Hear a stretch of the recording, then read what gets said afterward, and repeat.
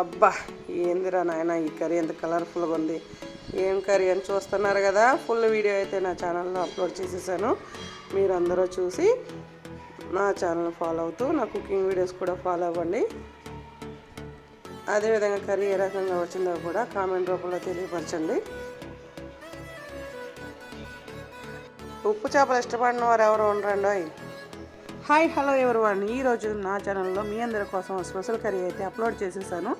నేనే రకంగా చేశాను, మీరు అది కూడా చూసి నా స్టైల్లో చేస్తే కనుక కర్రీ అయితే చాలా టేస్టీగా ఉంటుంది. మీరందరూ వీడియో మాత్రం ఫుల్గా చూసి స్కిప్ చేయకుండా నా ఛానల్ ఫాలో అవుతూ నా కుకింగ్ వీడియోస్ ఫాలో అవుతూ ఉండండి. అది మీరు కుకింగ్ చేసిన తర్వాత అవి కుకింగ్ ఏ రకంగా వచ్చిందో, అది టేస్ట్ ఉందా లేదా అనేది కూడా కామెంట్ రూపంలో తెలియపరచండి. ఇలా ఎగ్ బాయిల్ చేసేటప్పుడు మటుకు నేనైతే 4 ఎగ్స్ వేసానండి.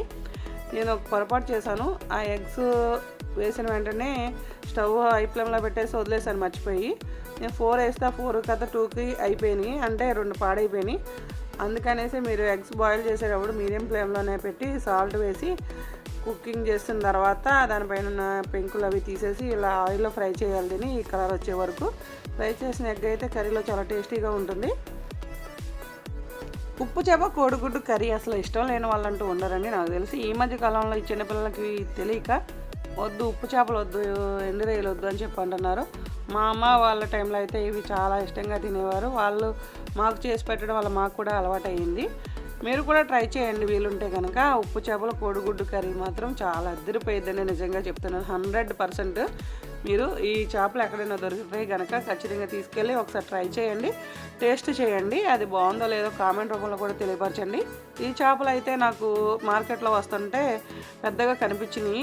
ఇంకా ఉప్పు చేపలు చూసేసరికి ఇంకా అసలు ఆగను కదా, వెళ్ళి తీసేసుకున్నాను. దీనైతే 300 పెట్టి తీసుకున్నాను. ఇది ఉప్పు చావడాయి అంటారు. ఇదైతే చూడడానికి చాలా పెద్ద సైజులో ఉంది.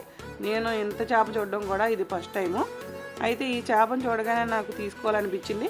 తీసుకొని మీ అందరి కోసం ఒకసారి కర్రీ చేసి ఇందులో యూట్యూబ్లో అప్లోడ్ చేద్దామనే ఆలోచనతో తీసుకొచ్చేసి ఈరోజు అయితే కర్రీ చేసేసాను. ఇలా ఈ చేపలను అయితే మామూలుగా క్లీన్ చేస్తే రావు. దీనిపైన అంతా పోవాలంటే హాట్ వాటర్ పెట్టుకుని అందులో శుభ్రంగా ఒక 10 మినిట్స్ బాగా నానిన తర్వాత దానిపైన ఉన్నదంతా చేతితో క్లీన్ చేసి అవి ఆయిల్ వేడైన తర్వాత ముందు ఎగ్స్ ఫ్రై చేశాను కదా, అవి పక్కకు పెట్టేసుకున్నాక ఈ ఉప్పు చేపలు అనేవి ఇందులో వేసి ఈ కలర్ వచ్చే వరకు ఫ్రై చేయాలి. పచ్చిగా మటుకు కర్రీలో వేస్తే టేస్ట్ అయితే ఉండదండో, ఈ ముందే చెప్పేస్తున్నాను నేను. నా వీడియో మటుకు మీరు అసలు స్క్రిప్ట్ చేయకుండా చూస్తే కనుక నేను చేసి కర్రీస్ ప్రతిది కూడా టేస్ట్గానే ఉంటాయి. అది 100% నేను గ్యారంటీ ఇవ్వగలను.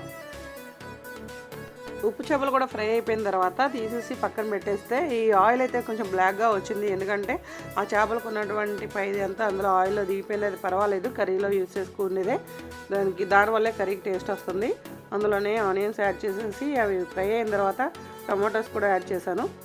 మీరందరూ గుర్తుపెట్టుకోవాల్సిన విషయం ఏంటంటే ఎప్పుడైనా సరే ఆనియన్స్ ఫ్రై చేసేటప్పుడు మటుకు దగ్గరుండి ఫ్రై చేయండి. 1-10 సార్లు తిప్పొద్దు. అది స్టవ్ హై ఫ్లేమ్లోనే పెట్టుకుని గోల్డెన్ కలర్ వచ్చే వరకు ఫ్రై చేస్తే ఏ కర్రీ అయినా కూడా 100% బాగుంటుంది. అది మాత్రం మీరు ఖచ్చితంగా ఫాలో అవ్వాల్సిన టిప్ అనేది మర్చిపోవద్దు. చూసారుగా ఫ్రెండ్స్, వంట పని అనేది ఆడవారికి చాలా ముఖ్యమైనది. ఎందుకంటే మనం చేసే వంటను బట్టే మనకి ఇంట్లో మంచి మార్కులు అనేవి ఉంటాయి. ఎందుకంటే మా మమ్మీ బాగా వంట చేస్తుంది, మా వైఫ్ బాగా వంట చేస్తుంది అని చెప్పి పొగుడుతుంటారు కదా. అందుకని అంతకు మించి ఏమీ లేదు. ఎందుకంటే మనం చేసే వంట వల్లే మన ఇంప్రెషన్ అనేది ఉంటుంది. మనం మంచి మార్కులు కొట్టేయాలంటే వంట మాత్రం ఖచ్చితంగా బాగా చేయాలి. 100% నా ఛానల్స్ అయితే మీరు ఫాలో అవుతూ ఉండండి. అందులో అయితే కర్రీస్ మాత్రం 100% బాగుంటాయని ముందే చెప్పాను కదా. చూడండి ఫ్రెండ్స్, కలర్ఫుల్గా ఎంత నీట్గా ఉందో, చూస్తుంటే తినేయాలనిపిస్తుంది కదా. నాకైతే అది వండుతుంటేనే తినేయాలనిపించిందని నిజంగా చెప్తున్నాను.